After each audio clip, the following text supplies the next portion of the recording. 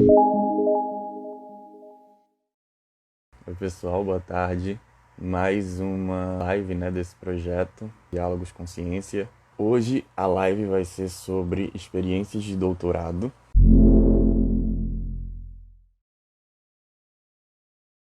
Hoje a gente vai bater esse papo, né, com a Miriam Farias, Miriam Leite Farias. Eu começo apresentando, obviamente, quem é minha convidada. Miriam, Olá, boa tarde. boa tarde. Ela é doutoranda e mestra em administração no PROPAD da UFPE, o Uhum, programa de pós-graduação em administração. Ela é bacharela em administração pela Universidade Federal da Paraíba. Atualmente ela está lá na uhum. França, em Lille, norte da França, onde ela realiza o doutorado sanduíche na Esquema Business School. Certo? Correto, tudo correto. Então vamos lá. Eu quero primeiro agradecer todo mundo que mandou mensagens nesses dias que a gente estava divulgando essa live, porque essas perguntas que vocês mandaram, essas dúvidas que vocês mandaram, é quem norteia o nosso roteiro. Então, a Uhum. Miriam ela vai passar por todas essas perguntas, essas dúvidas e ajudar vocês nesse processo de doutorado sanduíche. Como é que você consegue o doutorado sanduíche? Então, a primeira pergunta que veio e que é o pontapé inicial é justamente isso. O que é um doutorado sanduíche? Então, eu acho que o doutorado sanduíche a gente pode definir como um programa de mobilidade durante o doutorado, período de doutorado. Então, você tem 4 anos para fazer o doutorado lá no Brasil e você pode usar até 2 anos para fazer esse período de mobilidade, que você pode ir para outra instituição, outro programa. Então, você pode ir para outra cidade no Brasil, outro programa dentro do Brasil. Eu poderia ter ido para o COPEAD, que é um programa lá do Rio de Janeiro, ou pedir para ir para a FGV. Enfim, você pode fazer essa transição de programas dentro do Brasil, como também você pode ir para fora do Brasil, que foi o meu caso. Eu escolhi Uhum. vir para a universidade na França para passar um período de 1 ano. E aí, o que é que acontece? O meu programa é o PSDE, que é o Programa de Doutorado Sanduíche da CAPES. Então, eu participei de uma seleção. Qualquer doutorando pode fazer o programa de mobilidade, deixando Tá. claro, por conta Uhum. própria. Mas, no meu caso, eu participei de uma seleção maior, que é da CAPES, para pegar uma bolsa durante esse período que eu passaria fora do Brasil. Uma Porque bolsa que é específica para o doutorado sanduíche de fora, ok? Exato. Acho que a CAPES dá a opção de você fazer o doutorado pleno fora, que seria o Uhum. período todo do doutorado, de 4 anos, e você consegue pegar a bolsa da CAPES do Brasil. Mas aí você também tem a opção de fazer só um período do doutorado, que acho que você varia de 2 meses a 1 ano. O máximo é 1 ano. Então, eu peguei o máximo de tempo, eu peguei 1 ano.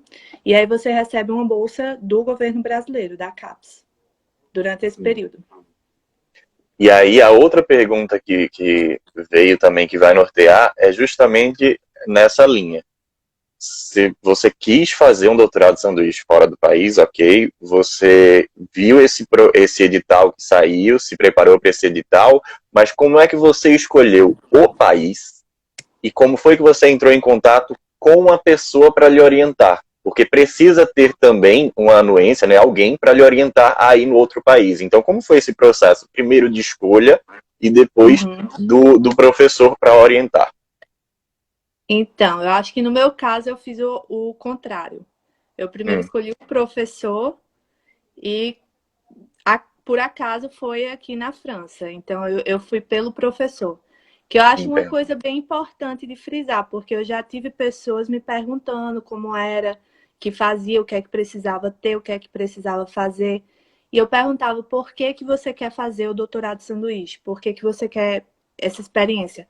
Ah, porque eu quero sair do Brasil, eu quero passar um tempo fora. Isso não é um motivo para fazer um doutorado de sanduíche.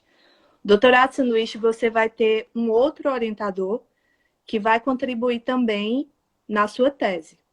Então, eu acho que é importante frisar que você deve escolher bem o seu orientador antes do país.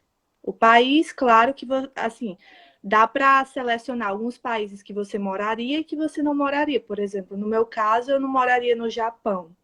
Então, eu Eu não iria para o Japão. Então, eu já tinha selecionado alguns países que eu iria, mas baseado nas opções de orientador que eu tinha em mente. E claramente o orientador vai variar de acordo com o que você estuda. No meu caso, eu estudo marketing, eu estudo cultura de consumo. Então, eu fui específica em um orientador que estudasse meu tema de tese e que tivesse interessado na minha problemática, porque não iria adiantar eu querer sair do Brasil, querer fazer um doutorado de sanduíche e ficar mandando e-mails para professores de outras áreas que não sabem o que eu estudo para quererem que eles me aceitem durante um período de um ano. Eles não vão aceitar, porque é uma responsabilidade muito grande eles terem um estudante estrangeiro também sobre coorientação. Então, eu acho que essa relação com o orientador deve ser bem construída antes de você fazer toda a seleção. Não é algo que você vai fazer uma semana antes do prazo, tentar arrumar um orientador fora porque você quer ir para fora. Não, eu acho que eu comecei a fazer 8 meses antes. Eu já mandava e-mail para os professores, eu já selecionei os professores, filtrei quem trabalhava com meu tema de pesquisa, quem poderia se interessar sobre meu tema de pesquisa e comecei a me comunicar, mandar e-mails, me apresentar.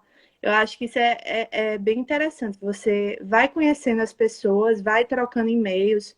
Eu tive professores que foram muito solícitos, me ajudaram bastante, mesmo eles não podendo pegar alunos por Uhum. determinadas razões, eles Situações. me ajudaram, apresentaram outros professores, falaram de outras universidades, outros programas que eu poderia ir. Então, é importante essa comunicação com os professores fora. Óbvio que, se você for tentar para outro país, o ideal é que você já domine o idioma, para poder conseguir se comunicar, ter essa comunicação com os professores. Mas É, respondendo a tua pergunta, eu acho que você tem que primeiro focar no teu objeto de estudo, no teu tema, definir quem vai contribuir realmente para a sua tese, porque não adianta você passar um ano fora e sobre a orientação de uma pessoa que não vai ter nada a dizer sobre o seu trabalho, não adianta. Então, eu acho que o ideal é você ir direto naquelas pessoas que realmente vão contribuir. Então, assim, seleciona 5 professores que você acha que vai ter interesse em trabalhar com você. Aí você vai ver, no meu caso, eu tinha a opção de ir para a Inglaterra, para a França, para a Dinamarca. Eu tinha algumas opções, mas eu fui uhum, filtrando, entendeu? Eu acho que você uhum. vai filtrando e é um processo longo, é um processo de meses. Porque, por exemplo, às vezes eu mandava um e-mail, o professor demorava um mês para responder, entendeu? Entendo. Tem isso. Então, toda essa comunicação gera tempo. Sabe, essa seleção, esse processo de escolha e seleção, ele meio que casa, porque tem algumas pessoas que são inscritas, né, me seguem aqui no Diálogos Consciência, que falam sobre o processo de seleção de mestrado. E Aham. aí, você falando aí, eu fiquei pensando aqui. Às vezes a gente quer um tema e a gente não foca em qual seria o melhor programa, digo aqui para o Brasil. A gente tem que pensar, fazer também essa seleção do programa aqui no Brasil, pensando no que você falou, de se vai ter orientadores para o meu tema, se estudam aquilo que eu estudo, se estudam aquilo que eu estou interessado em estudar. Porque às vezes Uhum. você cai num programa que não estuda aquilo, você tem que se submeter a algo que o orientador já esteja trabalhando, ou pior, Uhum. ou você se inscreve, aposta todas as suas fichas em um programa e não tem uma linha de pesquisa com aquele tema que você queria, então você já é limado e etc. Outra coisa que me deixou em dúvida, agora é uma dúvida minha, não das pessoas, mas você fez esse contato, essa escolha por onde? Porque você consegue fazer a escolha baseado em, por exemplo, nos trabalhos acadêmicos, você vê as revistas, você vê quem são os autores que mais publicam sobre aquilo, e daí você entra em contato com eles por alguma ferramenta, e aí qual seria essa ferramenta também? Porque aqui no Brasil a gente tem um currículo Lattes, Uhum. mas é algo que é nosso, certo? Então, como foi que funcionou esse processo de escolha e de contato com os professores? Então, eu contactei por e-mail. A maioria dos professores foi por e-mail. Geralmente, os professores têm uma página na universidade que eles dão aula. Então é como se fosse um currículo lá dizendo as principais publicações e como contactá-los. Aham. Então, acho que por e-mail, às vezes Facebook, se a pessoa for muito aberta, mas eu não recomendo entrar direto com o Facebook. Eu acho que o contato inicial tem que ser feito por e-mail. No meu caso, o orientador daqui que eu consegui foi uma indicação de outro professor. Eu conversei com o Hum, professor por e-mail para ir para os Estados Unidos inicialmente, e ele não podia me pegar nos Estados Unidos porque como aluna, porque ele ia estar em período sabático, em ano sabático, que é um ano que o, o professor tira e ele não está vinculado fisicamente à universidade, ele não ia estar lá nos Estados Unidos. Aí ele me indicou o orientador daqui, Rodrigo, e aí eu falei com o Rodrigo, já mencionando o nome do outro orientador, aquele esquema. Ele fez, fale com o Rodrigo que você vai gostar dele e diga que eu lhe indiquei. lhe indiquei. Nem me conhecia. Aí eu, ok. O Rodrigo, tudo bom? Aqui é a Miriam, como é que tá? Eu sou do Brasil, sou estudante de doutorado, aquela mensagenzinha padrão por e-mail. Estou querendo fazer o doutorado de sanduíche, o professor Jeff me indicou para você e etc. E pronto, deu certo. Aí no mesmo dia ele me ligou, assim, para a gente se conhecer, conversando por FaceTime, perguntou o que é que eu estudava, como é que estava o meu projeto, em que ponto estava o meu projeto, como é que ele poderia agregar, etc. E para minha sorte, Rodrigo é brasileiro, ele fez Hum, isso também. Então, ele já conhecia todo o programa, como era o processo, então foi bem rápido. Quando ele quis me orientar também, acho que em uma semana ele já mandou a carta da universidade, já acertou toda a burocracia, porque ele já sabia o que era necessário. Então, uhum. foi sorte minha também, eu acho que foi bem tranquilo o meu processo. Porque você precisa de uma carta tanto do professor quanto da universidade para você ser aceita, para fazer a seleção da CAPES. Precisa dessa anuência do professor e da CAPES. Isso, a gente terminou respondendo a terceira pergunta também, que era sobre por que escolheu a França, você já falou isso.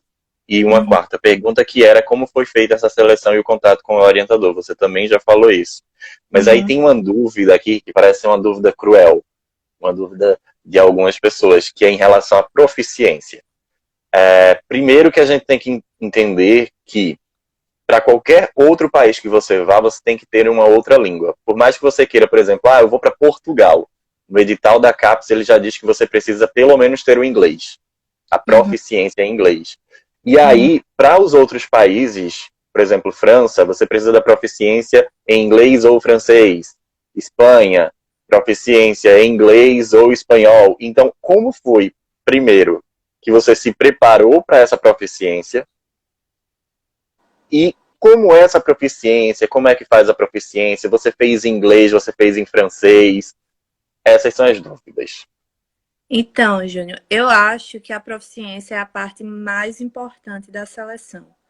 Por quê? O contato com o orientador e toda a questão burocrática, a questão do projeto, você consegue resolver. Mas a proficiência é algo que você já tem que estar estudando há mais tempo, caso você não tenha um nível Uhum. desejável de inglês ou da outra língua, você já tem que estar se preparando há mais tempo. É uma coisa que você tem que estar fazendo desde o mestrado, do começo do doutorado, seria estudar outra língua para poder ter essa proficiência em mãos. Porque o que é que acontece? A seleção é muito rápida do processo da CAPES. Eu acho que em um mês eles já fazem tudo. Então, assim, quando eles dizem as datas, você já tem que entregar os documentos na outra semana. Então, é muito rápido. Você já tem que estar com todos os documentos prontos. Não é ficar esperando o programa lançar o edital. Entendeu? É pegar o edital do ano passado, ver o que era necessário e já ter isso tudo pronto para quando o programa lançar o edital. Então, é algo que você tem que fazer as provas de proficiência bem antes. O que é que aconteceu? Algo que aconteceu no meu ano passado. A CAPES, ela dá um certo limite para você apresentar a proficiência. No caso, você faz a seleção dentro do programa e depois você pode apresentar a proficiência para poder viajar. O que Uhum. aconteceu, muita gente não apresentou na hora da seleção a proficiência, passou na seleção, tinha conseguido a bolsa, mas não conseguiu a proficiência ainda no tempo que a CAPES deu. Acho que a CAPES deu um mês a mais para a pessoa a apresentar a Entregar proficiência. para você. Conseguiram porque não estavam preparados realmente. E aí Hum. acabaram perdendo as bolsas. Perderam. Porque não apresentaram os requisitos necessários. Então é algo, eu vou deixar a proficiência para depois. Não. Eu acho que a proficiência é o mais importante da seleção. E não só da seleção, você tem que ter em mente que você vai estudar na universidade fora, em outro idioma, com alunos que não falam português. Então, assim, provavelmente seu orientador também não vai falar português. O meu caso foi uma exceção. A maioria dos orientadores não vai falar português, vai falar inglês ou outro idioma. Então, assim, eu acho que a proficiência é o que você tem que focar desde o começo, ter um nível bom de pelo menos inglês. No meu caso, eu não apresentei o francês, eu apresentei apenas a proficiência de inglês, que era a que eu já tinha acho que há um Uhum. ano. Então, eu já tinha aquela proficiência do TOEFL, então eu apresentei na hora da seleção e foi tranquilo, porque no edital dava essa opção de que se a universidade for internacional, que é o caso da minha, que é uma escola de negócios internacional, e o idioma falado dentro da universidade é o inglês, então eu pude falar, não, eu tenho o inglês já que é requisitado pela universidade, então eu apresentei o inglês. Mas assim, para mim não foi uma dificuldade, porque eu já estudava inglês há mais tempo, mas no meu ano, muitas pessoas perderam a bolsa, não perderam porque não chegaram a ganhar realmente, porque não tinham os requisitos. Mas Uhum. a oportunidade de ganhar a bolsa, assim, eu acho que foram cerca de 70 pessoas, algo assim, foi muita gente. Acho que do Brasil. Eu não lembro ao certo o número, mas foi uma quantidade boa de pessoas que foi a maior confusão, enfim, mas não tem o que fazer, porque tá no edital. Entendeu? Então, eu acho Uhum. que é uma dica importante também você ler de cabo a rabo o edital. Você tem que saber o edital, todos os pontos, e para você não ser pego de surpresa, entendeu? É algo que tem que ser estudado antes. O processo todo tem que ser estudado antes e você tem que se preparar antes, mas não é nenhum bicho de sete cabeças. Eu acho que qualquer estudante de doutorado consegue sim fazer o processo e conseguir a bolsa. A depender do próximo governo. A tua proficiência ela foi pelo TOEFL pago ou aquele que é feito pelas instituições? O Não, pago. eu fiz a prova, foi o IBT, eu acho. É, o ITP é o feito pela universidade e o IBT eu acho que é o pago. Acho que foi cerca de R$ 700 na época que eu paguei. É. É um investimento, como eu falei antes, é algo que você realmente tem que querer, entendeu? Exato. Aí vem a outra pergunta: o que é que a bolsa custeia? Ok, foi aprovada, saiu lá, ótimo. Mas aí, os documentos, vistos, as passagens, toda a questão da mudança, os trâmites, o que é que a bolsa que você recebe, ela custeia? Então, a bolsa da CAPES é muito boa. É, claro que depende muito do custo de vida do país que você vai, mas para mim aqui na França foi uma bolsa boa. É, a bolsa custeia a mensalidade, custeia a passagem de ida e de volta. Eles pagam seguro-saúde também. O que eles não custeiam é o visto. Você tem que tirar o visto Hum. própria. No meu caso, o visto foi algo bem caro também. Eu tive que ir para Brasília, para a Embaixada da França em Brasília. Então, paguei passagem, paguei hotel, paguei o visto, que foi uns R$ 600. Enfim, esse dinheiro é seu, você que tem que gastar. Mas o resto, eu acho que a bolsa da CAPES é suficiente. Eles pagam sua passagem, vão pagar seu seguro-saúde. Eles também dão um auxílio moradia, que assim que você chega, você precisa comprar algumas coisas de casa que você não tem. Então, eles vão dar esse auxílio também. Eu não tenho a reclamar da bolsa, é muito boa. Mas essa questão de visto é com o estudante. Tá, essa questão da bolsa, aí vem uma outra dúvida que não estava aqui no roteiro e que é mais minha no caso. Porque algumas pessoas elas se baseiam para falar que a bolsa é legal ou não, o que dá ou o que não dá, com relação a onde mora. Por Exato. exemplo, aqui no Brasil, a bolsa de doutorado que a gente tem, 2.200, se você mora com seus pais, ou se você mora numa cidade que o custo de vida é menor, então 2.200 está ok.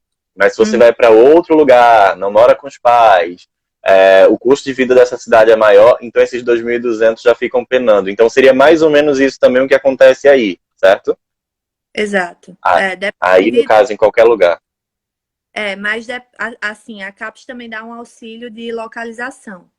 Por exemplo, se eu Hum, morasse em Paris, eu teria um auxílio maior em relação à bolsa, por ser Paris. Tem algumas cidades que eles sabem que são mais caras, então eles dão esse auxílio para o estudante. Claro que eu creio que está um pouco desatualizada a tabela das cidades, que tem cidades mais caras também que não estão incluídas, mas, por exemplo, Berlim, Londres, Paris, eles dão esse auxílio de localização. E depende, eu acho que muito da pessoa também. Por exemplo, eu acho que eu sou econômica no sentido de moradia, etc., de custos. Eu não saio muito, eu não tô aqui, eu não vim para ficar todo final de semana indo para festas ou barzinho, etc.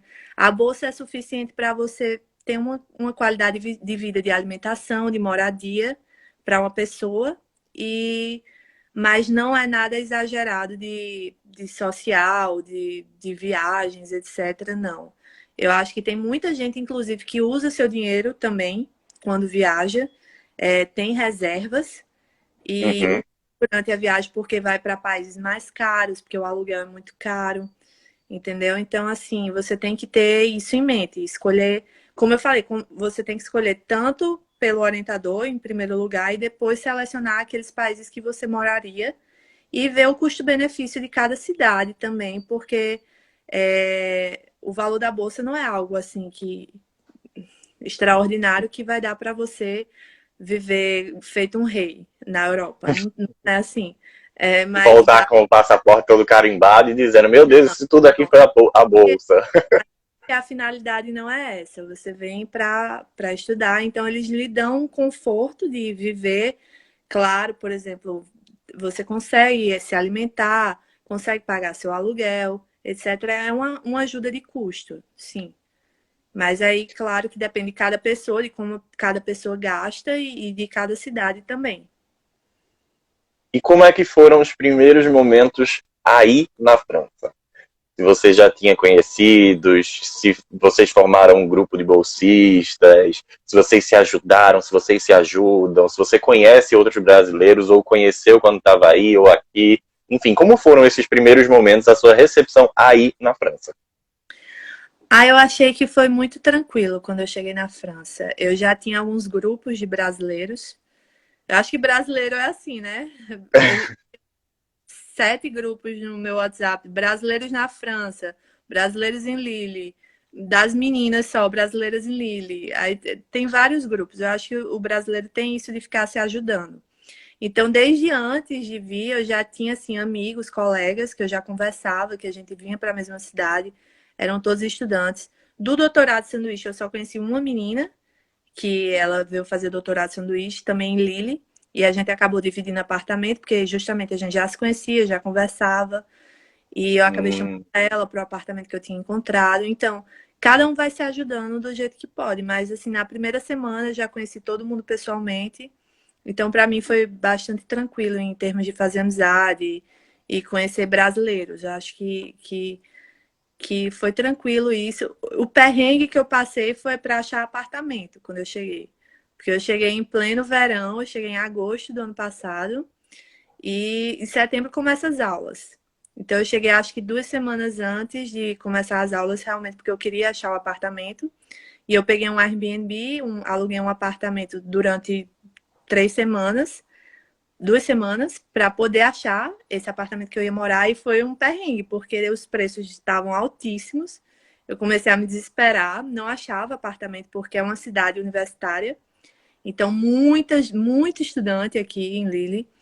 tem várias universidades e escolas de negócio, então estava muito difícil achar um local para morar.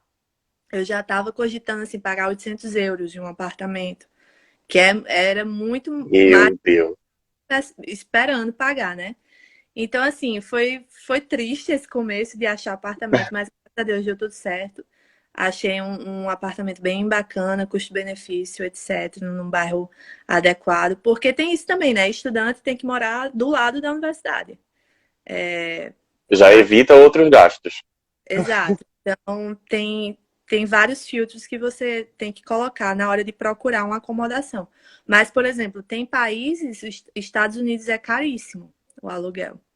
Então, tem países, eu conheço alunos que vão para lá e a maior parte da bolsa é para o aluguel, porque não tem condições, é cerca de $1.000, $1.100 em cidades dos Estados Unidos. Então, assim, você tem que realmente ver qual cidade você quer ir a partir dos seus recursos financeiros mesmo, porque a bolsa é uma ajuda de custo. Dependendo da cidade que você está, do país que você está, dá para você viver muito bem, mas também dependendo, não. Então, acho que você tem que ter isso em mente. Ok, e aí quando você chegou, se instalou, tudo certo, já vem uma outra pergunta. Quais são as principais similaridades e as principais diferenças que você consegue pontuar na rotina do doutoramento no Brasil versus a rotina do doutoramento da França? Eu achei bem elaborada essa pergunta. Obrigado, Mayara Pires, pela pergunta, inclusive. Como foi quais são essas principais diferenças e essas principais semelhanças? Eu acho que, assim, em relação ao doutorando, eu acho que é a mesma rotina. Desespero, desespero. Não, mas, assim, é escrever a tese, a relação com o orientador, e é isso. Mas tem algumas diferenças na estrutura do doutorado. Por exemplo, aqui você tem 3 formas. No Brasil, você consegue a bolsa de doutorado ou você não consegue, quando você faz a seleção, no caso, né? Aqui primeiro você tem 3 formas de conseguir esse recurso para fazer o doutorado. Ou você faz um contrato de doutorado durante o. Sim, primeira coisa. Aqui são 3 anos do doutorado. No Brasil são Três 4. anos. Aqui são 3 anos. Porque Hum. você não paga as disciplinas que a gente paga no Brasil. Não tem aulas. Não tem disciplina. Tem algumas aulas que eles chamam de Ah, seminários, trainings, etc. Eles pagam no total 60 créditos aqui. Mas não são os créditos que você paga no Brasil. Por exemplo, eu fiz um seminário aqui, foram 6 créditos. Entendesse? quantas horas o seminário? Foi 4 horas por dia. Uma semana. Ah, tá. Entendesse? Mas, por exemplo, Uhum. tem cursos aqui, aulas que são um dia, meio-dia. Aí você ganha 3 créditos, 4 créditos. E aí você vai juntando para Até contar dar os. 60. É. Assim, e não é aquela disciplina contínua de 6 meses. Entendesse? Então, eles tiram esse ano de disciplinas e colocam só 3 anos para você fazer a memoir, que é a tese. Eles escrevem a tese. Acho que o foco deles é mais escrever a tese. Aí E aí eles participam de seminários, essas coisas, mas todas que tenham alguma relação com a tese, né? com a Ou só tese, para cumprir. não, tem que ter relação com a parte acadêmica, mas não necessariamente assuntos teóricos. Por exemplo, você Uhum, aprende a fazer um artigo, aí já é um training, entendeu? Já conta como uhum. pontuação. É como publicar artigos acadêmicos, como se relacionar com a comunidade científica. É um curso. Entendeu? Não necessariamente eles vão ver filosofia. Eu fiz o seminário de filosofia da ciência aqui, foi uma semana de seminário. No Brasil, eu fiz 2 disciplinas de filosofia da ciência. Foi um ano estudando filosofia da ciência. Então, tem essa diferença. Eu primeiro, na verdade, eu fiz uma na UFPE e fiz a outra como ouvinte na UFPB. Então, Uhum. no ano, e eu ainda não acho que é suficiente. entendeu? Exato, e eles fazem em uma semana, mas a profundidade. Eles já vão sabendo, tipo, eles já vão. Tem uma leitura que é antes. Como é isso? Porque em Acho. uma semana você não consegue uma profundidade tão grande nas disciplinas.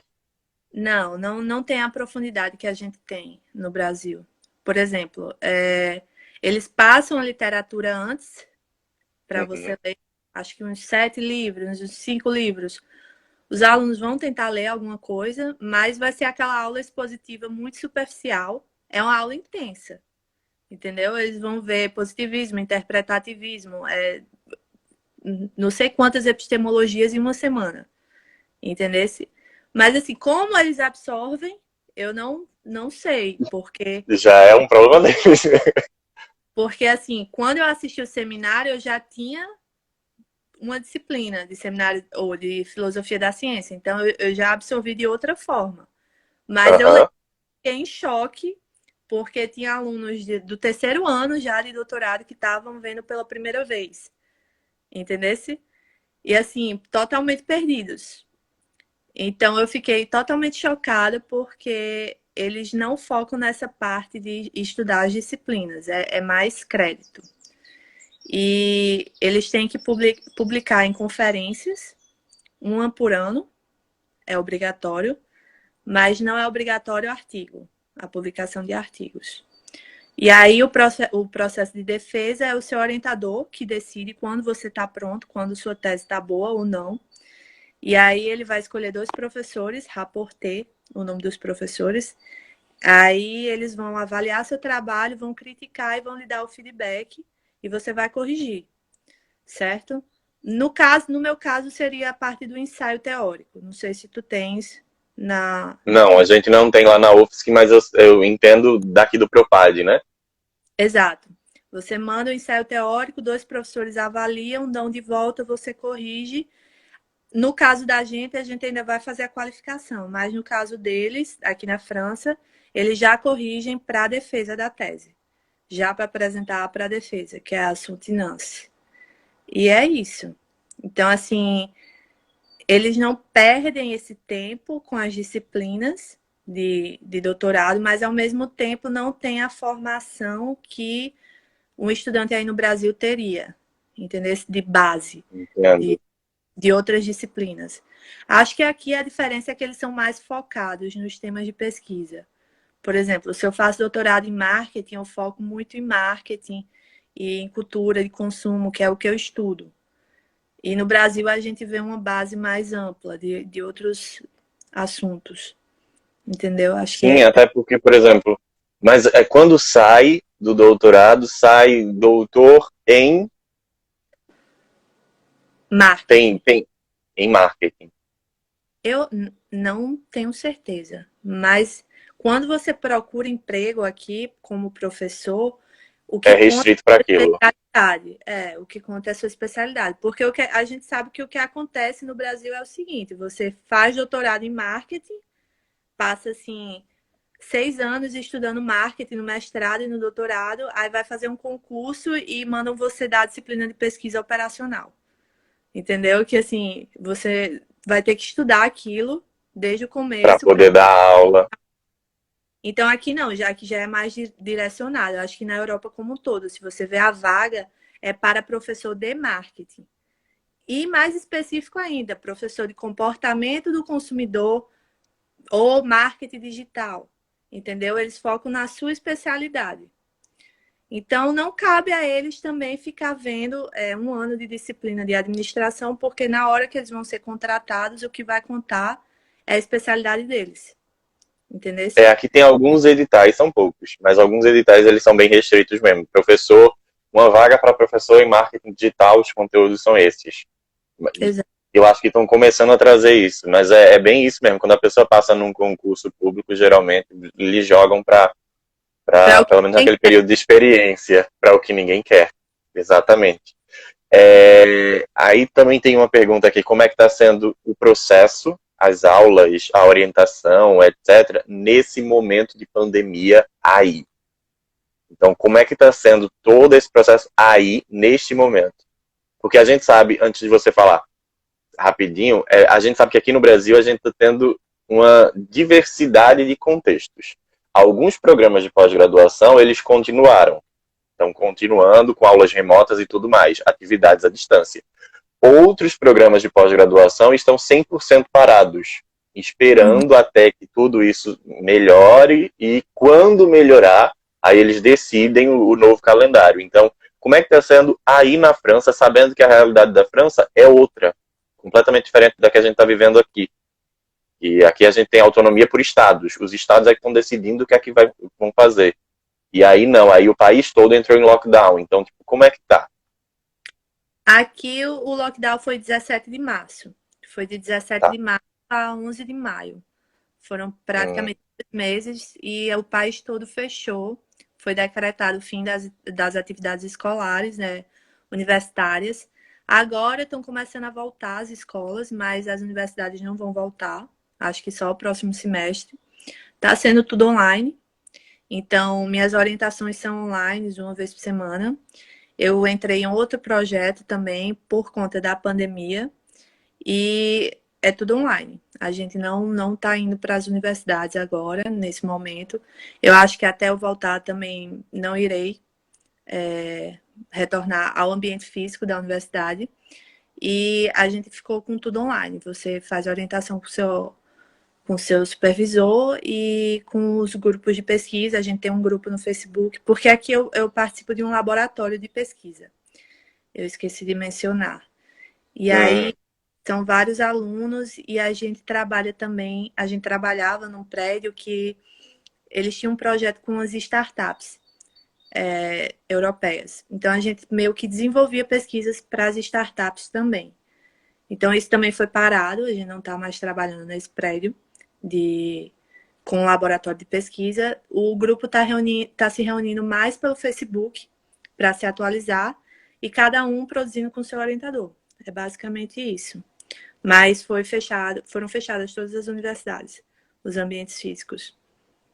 presencial tudo parou, mas aí continuou online. Como é Uhum. orientação, tu entra em contato com o teu orientador quando tu tem alguma necessidade, ele entra em contato contigo quando ele tem alguma necessidade. Acho que mais que isso, a gente se fala toda semana, combina hora para conversar. Tem que mandar Até continuar. pelo grupo também, né, de pesquisa que tu tá.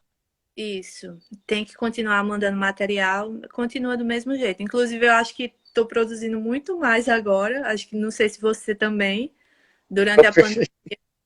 E eu acho que também essa possibilidade de fazer online, Online.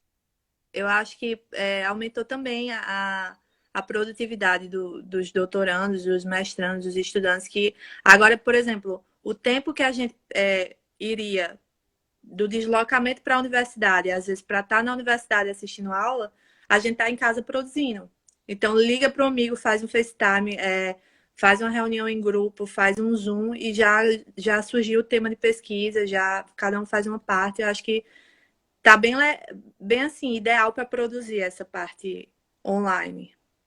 Mas Tá, Ah, eu queria mencionar algo interessante que diga. eu acho que, com relação às diferenças que eu comecei a falar, as diferenças Hum, entre o doutorado no Brasil e na França, a questão da bolsa de pesquisa. Porque no Brasil, o doutorando ele é tratado como um bolsista, o pesquisador acadêmico é tratado como um bolsista. Então, você entra na universidade e você ganha uma bolsa de 1.500 para mestrado, 2.200 para doutorado e acho bom. Essa bolsa ela não é atualizada. E assim, não são todos os alunos que ganham bolsa. Como você sabe, são poucos alunos por mérito ou por condição de necessidade. E aqui não, você faz um concurso para. Tem 3 formas de você conseguir fundos para a sua pesquisa. A primeira é que você faz um contrato doutoral com a universidade. hum, Então, o contrato é de 3 anos e você é contratado como pesquisador, como um pesquisador da universidade. Você vai ganhar em torno de 1.400 a 1.700 euros, o que é muito bom aqui na uhum. Europa. Não é uma bolsa que nem no Brasil. No Brasil, a bolsa aqui valeria 300, 350 euros, que a gente sabe que é um valor irrisório. Irrisório. Mas aqui na França é em torno de 1.400 a 1.700 euros. O contrato, não é uma bolsa, é um contrato. Você é Você é empregado. contratado. Tá. Exato, você é empregado da universidade. Eles não estão lhe fazendo um favor de lhe dar uma bolsa, que é que muita gente pensa da pós-graduação do Brasil, que a gente trabalha e está ganhando uma bolsa de favor do governo. Então, não, Exato. eles têm um contrato de 3 anos aqui, então eles são pesquisadores para a universidade. Essa é a primeira forma de você conseguir um fundo para a sua pesquisa. A outra seria um fundo regional, de desenvolvimento regional. A região aqui do norte selecionam PhDs, que são os doutorandos, e eles participam de uma seleção com todo mundo, e eles vão selecionar os melhores projetos para a região. E aí é a região que vai dar o recurso para a sua pesquisa. Que eu acho que no caso de Pernambuco tem a bolsa da FACEP. FACEP, geralmente os estados têm uma bolsa também que dão isso aqui no Brasil. Que é regional. Que eles... Uhum. Isso. E a outra forma, que é a mais interessante, é uma colaboração com a empresa. A empresa vai pagar para você. Geralmente você trabalha para a empresa e você vai fazer o doutorado e a empresa vai lhe pagar. Você é contratado, um pesquisador contratado da empresa. Da empresa.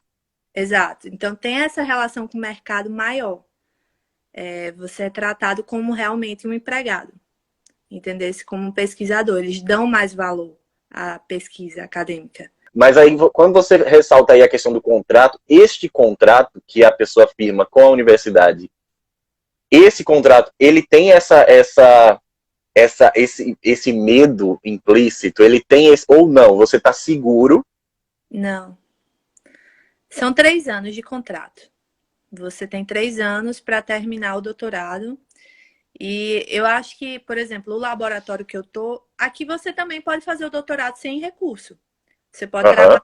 Tem muita gente que trabalha no McDonald's, em qualquer lojinha, como garçonete, como garçom, e faz o doutorado. Continua fazendo o doutorado porque não tem recurso, não conseguiu recurso. Mas, por exemplo, o laboratório de pesquisa que eu tô, eles querem que todos os alunos tenham recurso para fazer o doutorado, porque eles compreendem que é um período que você não tem condições de trabalhar. Você tem que dedicar exclusivamente pro doutorado. Entendeu? Então, no Brasil, eu acho essa é diferente, porque tem gente que pergunta, você faz o quê? Aí eu digo, não, eu faço doutorado. Ah, e você trabalha? Assim, você tem que fazer o doutorado e trabalhar. Entendeu? O doutorado você faz porque quer, ou sei lá, porque você é louco, enfim, mas qual é o seu trabalho? Entendeu? Não é tratado como um pesquisador, você é tratado como um bolsista, como você colocou aí no começo. A gente aqui é visto como bolsista, a gente está ganhando do governo uma ajuda e está fazendo doutorado. É como se a gente tivesse, enfim. Mas adorei esse parênteses que você colocou aí, porque a diferença é gritante entre como a gente é tratado. Exato. E em relação à comunidade mesmo, as pessoas, eles têm um respeito. Daqui eles têm esse respeito pelas pessoas que fazem pesquisas, porque eles reconhecem a importância das pesquisas acadêmicas. Então, você dizer que é um pesquisador e doutorando aqui, você tem um status, entendeu? Você é reconhecido. No Brasil, você meio que tem vergonha de falar, entendesse? Porque já ouvi muita gente falar que eu tô, assim, me aproveitando do governo, que eu não quero trabalhar. Entendeu? Então tem isso, não reconhece como um trabalho. O fato de você não estar no escritório lá todo dia, fazendo aquele trabalho automático todos os dias, que a gente nem sabe por quê, qual a necessidade daquilo, as pessoas ainda não reconhecem como você sendo produtivo. Entendeu? O fato de você fazer um trabalho intelectual não é considerado produtivo no Brasil. Porque não se pensa a longo prazo. Entende? Exato. Principalmente a área de estudos sociais, que é, no caso, a nossa área. Acho que ainda tem um pouco de relevância, eles dão mais relevância à área de saúde e exatas, mas mesmo assim eu acho que deveria dar mais. É muito pouco. Você tem gente que passa o dia todo no laboratório checando experimento, entendeu? Para ganhar R$ 1.500 por mês. Entendesse? Eu acho... dá pena. E o valor da bolsa também é incomparável. Além da segurança que você tem aqui, quando você ganha uma bolsa, é uma bolsa digna. Você tem condições de viver, não a bolsa, você ganha um salário. Você ganha um salário digno de viver. Você tem condições de pagar seu aluguel, entendeu? Você tem condições de se alimentar bem, de fazer uma academia, de viajar, de ter um lazer. Porque isso tudo é importante. Entendeu? Acho que tem muita gente que pensa que o doutorando tem que só sofrer. Só sofrer e produzir e não ter vida. Você não tá produzindo se você sair no final de semana, entendeu? E só a gente sabe o quanto a gente é cobrado, o quanto a gente chega. Porque você faz um doutorado, você não trabalha 8 horas por dia e volta para casa e vai ter seu lazer em casa. Não, sua casa é seu local de trabalho também. Às vezes eu trabalho até 6 horas da manhã, entendeu? Exato. Então, aí eu trabalho domingo, eu trabalho sábado, você não tem horário para trabalhar. Essa diferença gritante entre como o pesquisador é tratado aí na França e na Europa, de um modo geral, e aqui no Brasil, eu acho que é o ponto maior. Mas aí a Michelle comentou aqui uma coisa que eu achei interessante pontuar. Nesse período de pandemia, que as universidades estão com aulas suspensas, já vi pessoas achando que eu durmo o dia todo, só porque a universidade está fechada. E vem justamente aquela conversa que a gente acabou de ter, de que agora parece que esse momento a gente está produzindo mais, né? Exato. Só porque o tempo já vai dar 1 hora. Ah, que A gente, pena. exato. A gente tem uma última pergunta, que é, de modo geral, quais são as principais vantagens e desvantagens que você pode elencar para quem quer fazer um doutorado sanduíche? Essa é a última pergunta, então a gente já matou todas as perguntas que vocês fizeram. Mas quais seriam as principais vantagens e desvantagens a seu ver? Eu acho que o doutorado sanduíche é um período difícil. Eu não vou dizer que é fácil, é um período difícil. Você tem que estar preparado, você tem que ter na mente que você vai estudar em outra universidade, com outro idioma, com outro orientador, então você vai ter que dar cabo de 2 orientadores. Não é só mais um. Então, se outro orientador for presente também, como o meu ré, por exemplo, eu tenho que responder para 2 orientadores, tenho que enviar o meu projeto, o meu trabalho, sempre para 2 pessoas e receber 2 feedbacks e saber alinhar esses feedbacks. Então, é um período difícil, você não vai ficar aqui de férias viajando. Tem muita gente que acha que doutorado sanduíche é isso, que é passar eu quero sair do Brasil, vou passar um tempo fora. Não é isso. Então, você vai trabalhar bastante e é difícil, é solitário, é mais solitário ainda, porque você não tem sua família, não tem seus amigos. No Brasil, a gente sabe que o processo de doutorado é um período solitário, que fica você e seu orientador escrevendo, você escreve a tese, você e os autores que você lê. É quem você conversa durante a semana. Então, eu acho que muita gente está percebendo durante essa pandemia o quanto a socialização é É importante do trabalho. importante. Você sair de casa, trabalhar, ver as pessoas, conversar com as pessoas, isso é muito importante. Então, o trabalho do doutorando é muito solitário, porque você fica em casa escrevendo o dia todo. Eu tenho um problema na lombar de ficar sentada o dia todo, entendeu? Então, assim, quando você vai para outro país, você não vai ter sua família e seus amigos para sair no final de semana, para você conversar, para você chorar no desespero. Então, é mais solitário ainda. Eu acho que você tem que ter em mente antes de fazer uma seleção dessa. Não ir achando que vai ser a melhor coisa da vida e vai ser tudo flores. Não vai ser. Para mim, eu acho que tem mais vantagens. Essas são as desvantagens que eu enxergo. É estar longe da sua família, estar longe dos amigos, estar em um ambiente novo, uma cultura nova, que você tem que aprender a cultura nova daquela região, você tem que aprender outra língua para se comunicar, você tem que fazer amigos, colegas, pelo menos, de profissão aqui. Uhum. Então, isso é difícil. Sair do seu círculo, assim, né? Sair da sua zona de conforto. Para quem já é acostumado a sair da sua zona de conforto e mudança, que abraça a mudança, eu acho que não vai impactar tanto. Mas quem não tem esse costume, eu acho que é um período bem difícil. Mais vantagens. Você vai morar em outro país, você vai conhecer outra cultura. Eu vejo como algo bom. Experiências, né? Você vai aprender outro idioma, você vai fazer contatos. Isso é muito importante. Então, eu fiz, assim, contatos incríveis.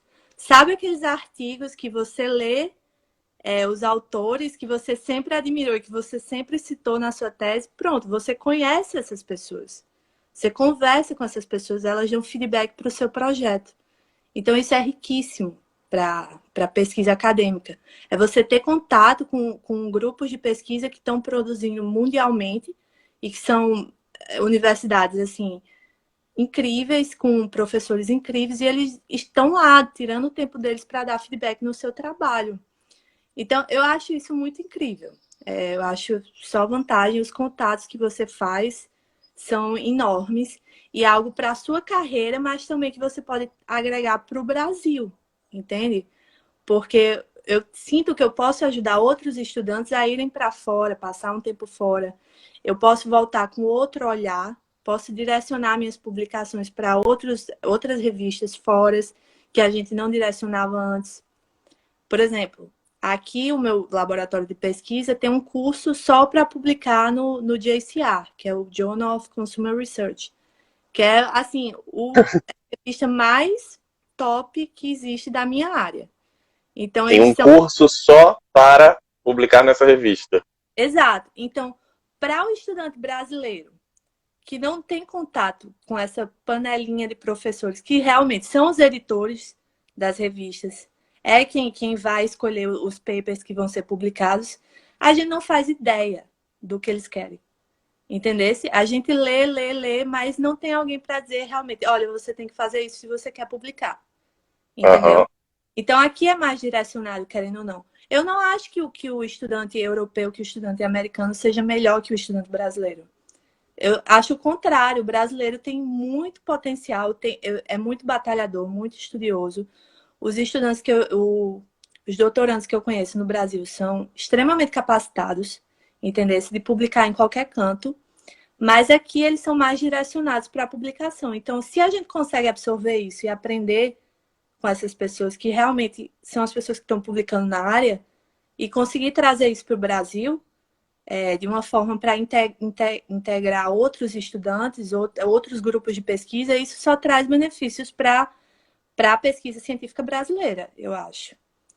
Então, Termina que as pessoas são mais assertivas, né, na hora de fazer o artigo. Infelizmente, a gente vai ser cortado pelo Instagram daqui a pouco. Quero agradecer a todo mundo que esteve aqui na live e mandou as mensagens. Eu vi que vocês gostaram da live de hoje, também gostei muito, tenho gostado desse projeto. E aí eu vou abrir para a Miriam se despedir. Tu tem um minutinho para se despedir. eu vou dizer que eu adorei. Eu fiquei bem nervosa, foi minha primeira live. Mas eu espero que vocês tenham gostado. Quem tiver mais dúvidas, pode falar comigo. No meu Instagram, eu vou tentar responder. No que eu puder ajudar também, eu tô aqui. E é isso, espero que vocês tenham gostado. Foi um prazer. Tô adorando seu projeto de lives. E vamos lá, né? Trazer mais ciência para a vida das pessoas, para que as pessoas possam dialogar e entender mais um pouquinho do que é que a gente faz como pesquisador. E é isso. Obrigada por assistir. Obrigado, Miriam. Muito obrigado. Tchau para vocês e até uma próxima.